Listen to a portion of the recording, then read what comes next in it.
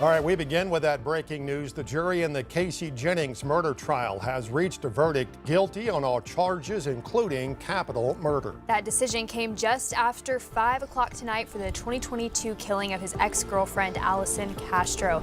Let's get straight to 5 News reporter Bo Russell, who has been in the courtroom all day. Yeah, Bo, an emotional day, emotional evening for a lot of folks.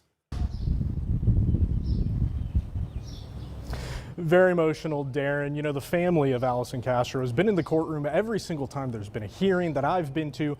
And this has been 4 years that they've been waiting, since August or September when she was reported missing, or it was discovered that she was missing, of 2022. In the last 4 years, they've been waiting for a conviction. And today, a jury decided that Kacey Jennings was guilty of capital murder. Now today, defense made arguments that there wasn't enough evidence to prove that this murder was premeditated, but ultimately the jury listened to the prosecution and decided that there was enough to prove beyond a reasonable doubt that he was guilty of capital murder. And when Judge Taylor read that verdict, that Kacey Jennings was guilty of capital murder, it was a sigh of relief for the family, a wellspring of emotion. You could see, obviously, Judge Taylor gave instructions not to have an emotional outburst, as there always is when a verdict is read to a courtroom, but also understanding that people are human, and this was a very human reaction. There was crying, family members as they left, hugging. You know, it wasn't a moment of closure necessarily, but again, they've been waiting 4 years to hear if Kacey Jennings would be convicted of capital murder in this case,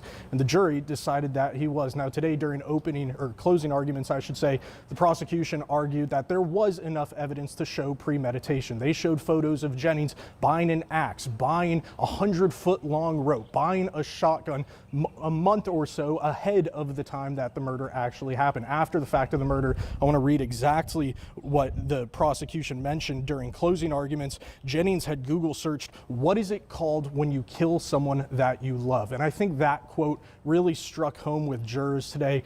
Hearing about all the things that were done to Castro's body. He was convicted of abuse of a corpse. Hearing of him cleaning up the house afterwards. He was convicted of tampering with evidence. And that same day that he murdered Allison Castro in 2022, he was selling her items on Facebook Marketplace. All of that together was enough for the jury to find him guilty of capital murder, abuse of a corpse, tampering with evidence, and theft. So that's really what happened here. Now, this isn't the end of the trial, as Judge Taylor put it today. It's a bifurcated trial, which means that tomorrow the sentencing portion of this trial will begin. There will be character witnesses to speak on behalf of Jennings. Again, because he's been convicted of capital murder now, that means that the death penalty is on the table. That's going to be for a jury to decide. Now, this could take days. The courtroom is scheduled until Friday for the rest of this trial. So still a lot to go. But right now, the family of Allison Castro is surely breathing a sigh of relief, knowing that the man who murdered their daughter, sister, friend is a convicted murderer.